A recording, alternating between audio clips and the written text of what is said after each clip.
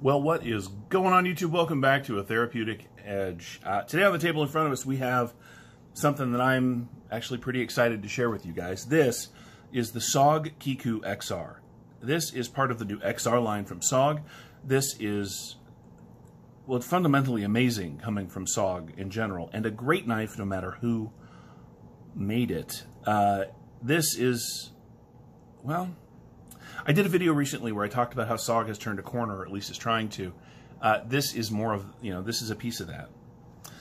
This is an excellent knife, and it's interesting.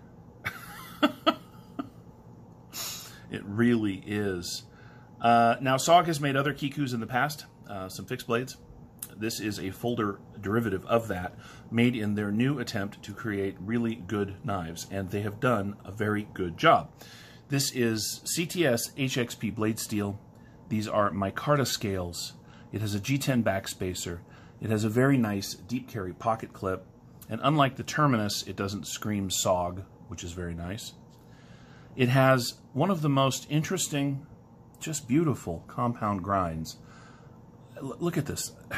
This is so well done. The grind lines are even, both sides. The grind itself at the final bevel is even all the way up the blade. I have used this thing to cut cardboard and paper and packages and cordage, and it has never failed me, and it has not needed so much as a strop. It is still razor sharp. Now, the reason they're called the XR is because they have the XR lock. And that lock offers fantastic action right out of the box. I mean, I've had this a while now, and it's only gotten better, but the day I picked it up, it was amazing. It is dead centered. It really is. This is a quality knife. Now, they are about 180 bucks. So they are in quality knife price range. But everything that I have seen, done, and used it for since the day I got it shows me that it is worth 180 bucks. It really is. In a world where Spydercos are $200, this is absolutely competitive. And it's considerably more interesting looking than many things that are out on the market today. But of course, that's my taste. You may disagree, and that's fine. But for me, it's really good. And because it has this sort of edge out here on the end, it is a very comfortable four-finger, full grip knife for me. And in this position, this thing is just welded to my hand. But because it has this beautiful belly, if you do come forward, it's marvelous for draw cuts. Excellent for push cuts. It does have, as you can see, a bit of a recurve. Now, I know a lot of you, it's quite a recurve actually. And I know a lot of you don't like that, but with this hollow grind leading into this recurve edge, it is so good for push cuts because it holds the material right where you want it and just slips right through. It's very, very good as a cutter. It is comfortable. Even with all of this milling on the micarta and the various textures, it still is very, very comfortable in the hand. This knife is just a win all the way around. And again, that action is so good.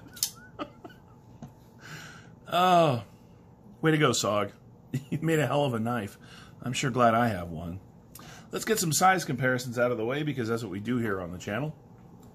I've decided to use some new size comparison tools. I think you've seen enough of the old ones. For our small comparison, we're going to go ahead and use the Mini Presidio 2 from Benchmade. As you can see, these knives are very, very similar in length. So the Kiku is not a big knife. However, it is obviously a lot taller and considerably thicker through the handle. Even though it is sort of a shorter, stubbier knife build, it is considerably more hand-filling, although I think that the Presidio 2 here is one of the best small knives going. So they have that in common. If I put it up against the full-size Benchmade Presidio, you will see that the Kiku is just not an enormous knife. And that's okay. I do love big knives, but every once in a while, a mid-weight, sort of mid-sized knife comes along that grabs not just my attention, but all of me. And the Kiku here has been that knife for sure. Shall we weigh it? All right, let's weigh it. It is not a lightweight. Pardon my arm.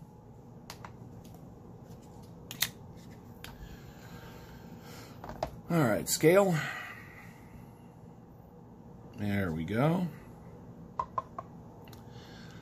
It is 5.7 ounces. Yep, 5.7 ounces. So you're coming up on 6 ounces, and you get about 3 inches of blade. I know a lot of people are not going to love that. I don't mind so much. I prefer to carry a heavier knife. Let's see, you get 1, 2, 3 full inches of cutting on 3 full inches of CTS-XHP.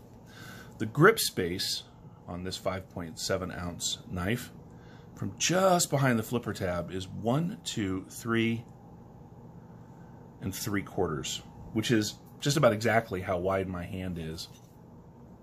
As you can see, I do roll over just a little, but there's no edge here, so it's not stabbing me. Knives that come up to a point interfere with the grip, whereas this thing is just perfect. And if your hands are a little smaller than mine, as most people's hands are, this thing would be amazing. Now, when I got it, the micarta was considerably lighter, but the nice thing about real micarta is that the more I carry it and the more I use it, the darker this gets. And you guys know, I generally don't like knives that aren't gray, silver, or black. But this micarta was so pretty when I got it, and it's just getting better with use. I have no complaints. Let's go ahead and use the old calipers. I told you this thing's a bit of a chunk. Let's find out exactly what I'm talking about. We'll do the handle first. Where's your... At its thickest point, which is right about there, we are 0.64 inches thick. So it's thick. It's very hand-filling. The blade stock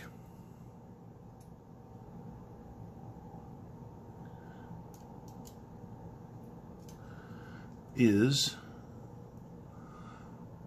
3.77 millimeters, so coming up on 4 millimeters of CTS-XHP steel.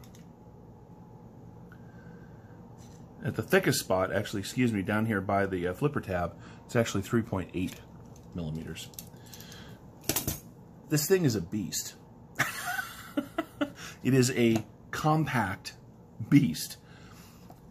I mentioned the pocket clip, which is very nice and deep carry. It actually tucks up underneath the micarta, which means you can flip it to the other side. You can't actually flip this one. It comes with a second one, so you can put a lefty on here. And because this is their XR lock, this knife is completely ambidextrous. So you lefties out there that don't feel like you're getting the right amount of love, SOG has got you covered. I love this thing. I do. I really do. It rings all of the bells for me. It is kind of tactical. It is a beast. It has an interesting blade grind. It is well made and thoughtfully designed. If SOG continues to put stuff like this out, and I'll be reviewing its big brother here, the SOG Seal XR, a little later, either this week or next week. That's another excellent knife. If SOG continues to make stuff like this, they're going to change the way that people look at them in the market in short order. They really will. This is a great knife. So if you're out and about and you're looking for something interesting to add to your collection or to your outdoor gear or to your everyday user gear, and you haven't given SOG a look, maybe go take a peek. See what's out there. This deserves your attention. It just does. Now, I'm a fan of CTS-XHP, and so I have great faith in that blade steel. I'm a fan of, as I've mentioned many times in this review, interesting design, and that is what this is. Look at that blade again. Come on. It's just beautiful. Anyway, oh, and what I really like is there's not a ton of billboarding. It does say SOG, and then on this side there's the SOG logo. And then it says Cryo CTS-XHP on the other side. No massive SOG billboarding, no patent numbers, none of the stuff that you end up with on a lot of their knives. This is a knife person's knife, for sure. And that's where we're going to end it. This is a great knife. Check them out if you get the opportunity. Thank you so much for watching. I have really enjoyed having this knife in the collection, and I've really enjoyed bringing it to you. If you haven't done so already, please subscribe. I would love to have you here on a regular basis, and we'll see you next time.